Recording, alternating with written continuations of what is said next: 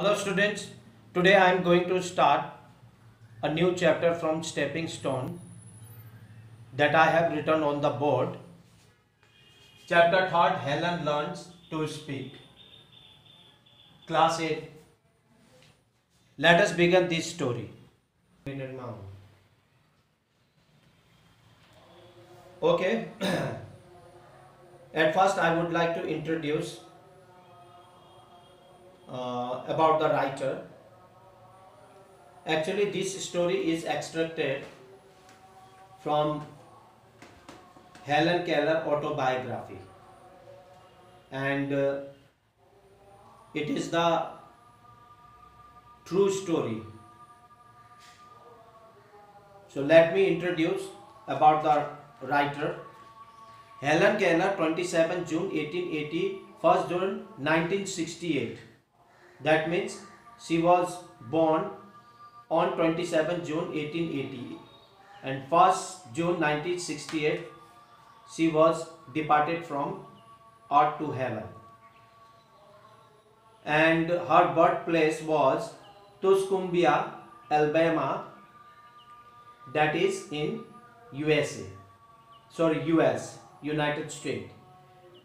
In 1882 she was stricken by an illness. इसकी कहानी ये है कि 1882 के साल में क्या हुआ था कि illness, stricken by an illness, उसको बहुत ही गंभीर बीमारी हुई थी, बीमारी से ग्रस्त थी, that left her blind and deaf, जिसके कारण से वो अंधी और बहरी हो गई थी.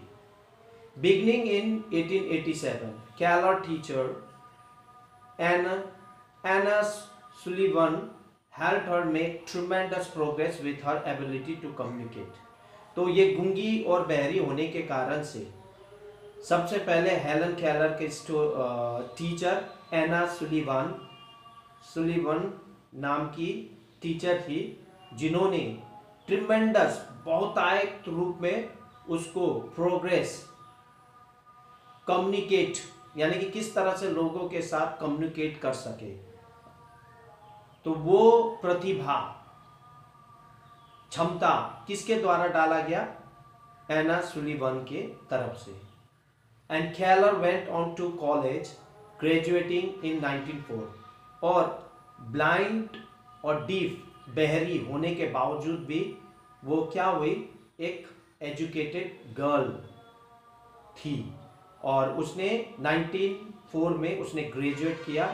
और during her remarkable life Keller stood as a powerful example. और केलर एक ऐसा लेडी थी, जो पहली लेडी थी जो कि अंधी और बहरी होने के बावजूद भी उसने एजुकेशन पूरा किया और एक लोगों के सामने एक पावरफुल, शक्तिशाली उदाहरण के रूप में लोगों के सामने प्रकट हुई. वो कैसे? उसके डिटर्मिनेशन, जिसे हम लोग दृढ़ संकल्प बोलते हैं, हार्ड वर्क, मेहनत, एंड इमेजिनेशंस कैन अलाउ. और जो वो इमेजिनेशन, जो सोचती थी, कल्पना करती थी, और उसी कल्पना के कारण वो individual to triumph over adversity, यानी कि एडवर्सिटी मीन्स कठिनाई, जितना भी कठिनाई उसके जीवन में आया उसमें उसने ट्रिम्फ किया, विजय प्राप्त की. By overcoming difficulties conditions with a great deal of persistence, यानी कि लगातार उसमें उन चीज़ों के साथ वो परेशानियां, जितने भी परिस्थिति आई उनके साथ वो लगातार जूझते रही और आखिरकार उसने विजय प्राप्त की. ग्रे इनटू ए रिस्पेक्टेड, और सारा संसार में वो क्या होने लगी? उसको सम्मान के रूप में सारा संसार में एक वर्ल्ड रिनाउंड एक्टिविस्ट, जिसे एक कार्यकर्ता, किसके कार्यकर्ता? यानी कि जो लोग उसी की तरह डीफ और डम थे, उसी की हालत की तरह थी, उनके लिए वो एक एक्टिविस्ट, प्रसिद्ध एक्टिविस्ट, कार्यकर्ता के रूप में उसने अपने मेहनत के द्वारा दूसरे लोगों को भी उसने बेटरमेंट ऑफ अदर्स, यानी कि सुधार ने का बेड़ा उठाया। तो हर life was totally dedicated upon the deep and डम एंड शी वर्कड ऑन। और ये था उदाहरण संसार में एक हेलन केलर का, जो कि डीप और डम होने के बावजूद भी उसने अपने सपने को और लोगों को एक एनकरेजमेंट का उदाहरण बन के वो आया। So today we are going to study this story. So let us begin. Helen learns to speak. That's why the title of this story is written Helen learns to speak। तो सबसे most important topic बन के यही आया, Helen learns to speak. Helen बोलना सीखी। तो have you ever wondered that what the life of a person who can not see or hear must be like. तो यहाँ पे in a colourful statement there is something is written. So before to begin the story, let us understand what is written in the colorful sentences, what it referring to, क्या चीज को वो दर्शा रहा है। तो have you ever wondered what the life, it is a kind of questions that it is asking। तो have you ever wondered, क्या आप अचरज या ताज्जुब कभी हुए हैं कि of a person who cannot see or hear must B alike, कि वो व्यक्ति इन व्यक्ति जो कि देख नहीं सकते, बोल नहीं सकते, सुन नहीं सकते और देख नहीं सकते, जैसे अब किस तरह से उन लोग अपने लाइफ को किस तरह से करते हैं, कैसे बिताते हैं। Read this exact extract from the autobiography of the first deaf blind persons to earn a Bachelor of Arts degree। उसी में से एक कहानी, डीफ और डम से उसी में से एक कहानी है जो हेलन केलर का, जिसमें कि उसने अपने आत्मकथा के कहानी में से ये कहानी एक्सट्रैक्ट किया है, यानी कि निकाला गया। उसी को किस तरह से उसने बैचलर ऑफ आर्ट डिग्री अपने कठिन परिश्रमों के द्वारा उसने प्राप्त किया। तो उसी के बारे में हम लोग कहानी पढ़ने जा रहे हैं।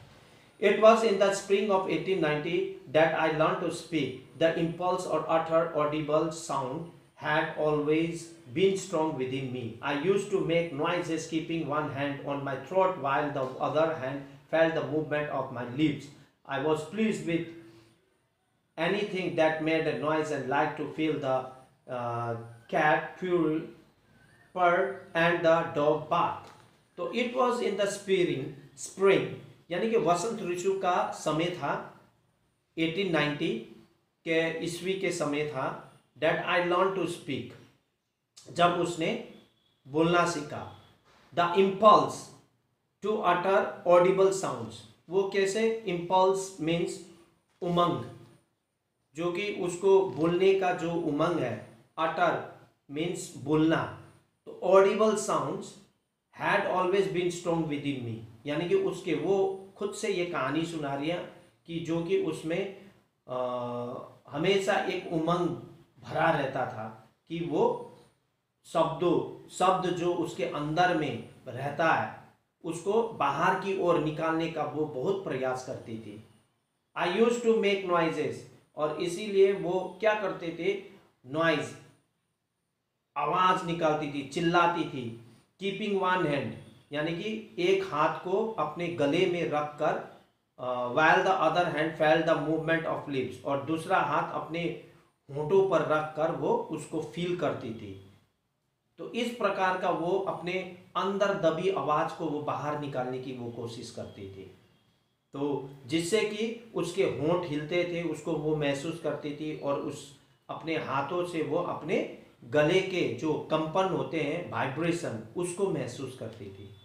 आई was pleased with anything that made a noise and like to feel the cat purr. तो यहाँ पे वो बोल रही है कि आई वॉज प्लीज, वो बहुत खुश होती थी कि किसी भी चीज़ को लेकर वो खुश होती थी। ऐसा चीज़ जो कि नॉइज, जो कि नॉइज पैदा करता हो, एंड लाइक टू फील, और उसको छूकर वो महसूस करती थी। जैसे कि कैट, कैट जब गुर्राता था, पर का मतलब गुरगुराहट, तो जैसे कैट गुर्राता था, गुरगुराहट करता था, एंड द डॉग बार, जैसे कुत्ता भौंकता था तो वो भी गुर्राने की आवाज निकालता था। I also like to keep my hand on a singer throat. इस प्रकार से वो क्या करता था, बिल्ली के गले में हाथ रखता था, कुत्ते के गले में हाथ रखता था, जिससे कि वो कंपन को महसूस करता था, आवाज के कंपन को, वाइब्रेशन को वो महसूस करती थी। और कोई भी चीज वाइब्रेट होता था, कंपन मूवमेंट होता था, मोशन में होता था, तो उसको वो महसूस करती थी, जिससे कि उसको बहुत ही खुशी मिलती थी कि वो शब्दों को इस प्रकार से, वो भले ही वो शब्द सुनाई न दे, लेकिन वो महसूस करती थी कंपन के द्वारा। I also like to keep my hand on a singer thoughts, यानी कि singer thoughts or a piano when it was being played. तो कभी कभार वो क्या करती थी, सिंगर के गले में हाथ रखती थी और उसके आवाज को वो महसूस करती थी, जो कंपन पैदा होता था गले में, उसको वो महसूस करती थी।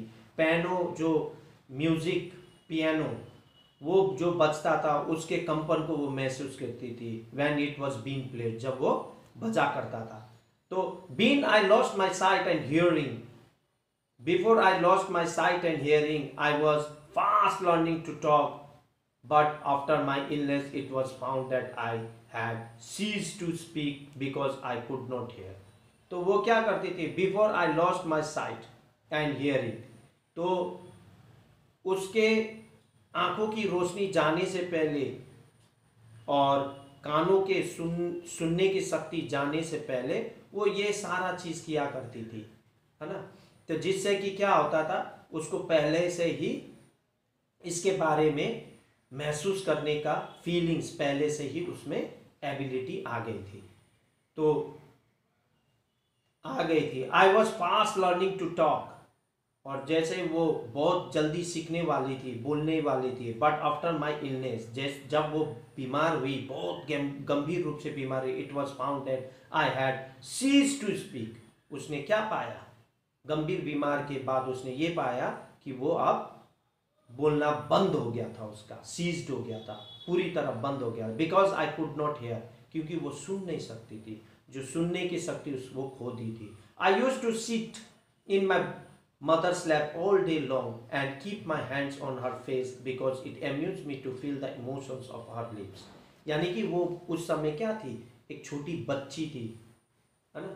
तो छोटी बच्ची थी, शी वॉज अ चाइल्ड, तो छोटी बेबी थी, तो आई कुड नॉट हेयर, तब से वो सुनना छोड़ दी है।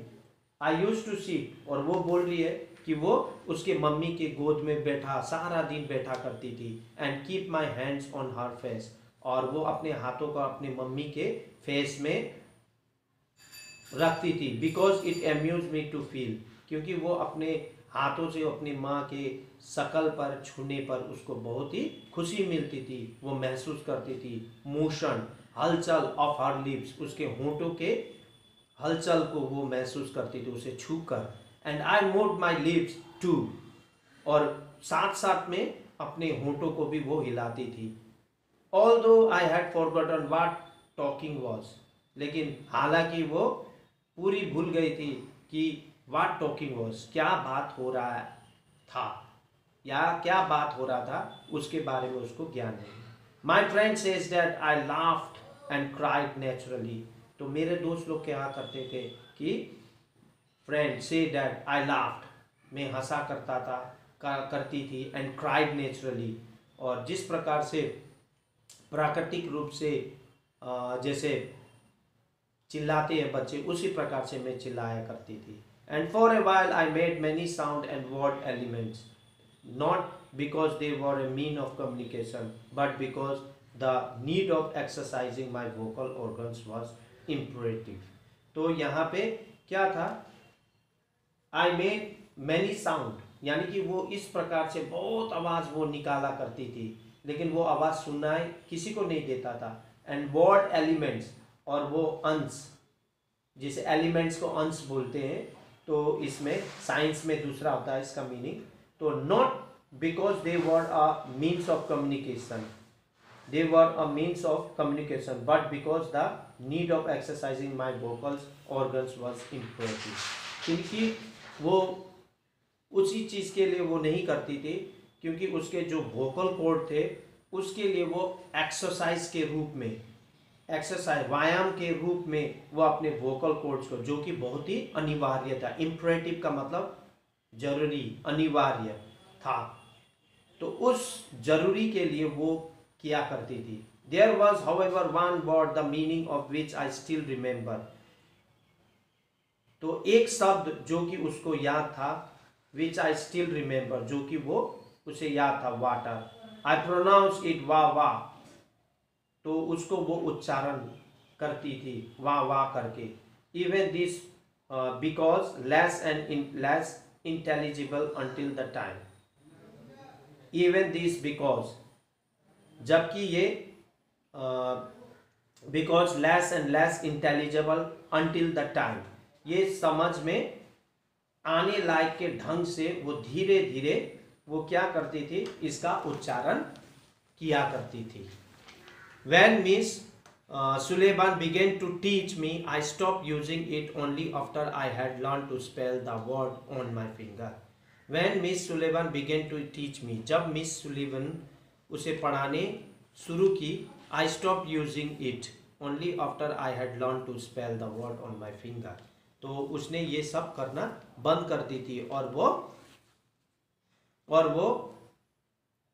हाथों में स्पेल करना, हाथों में स्पेल करते हुए यानी कि सूचना देते हुए, वो उंगली से हथेली पर सूचना देते हुए वो सीखने लगी। I hope that you understood this much. See you in the next video. Till then, goodbye. Take care.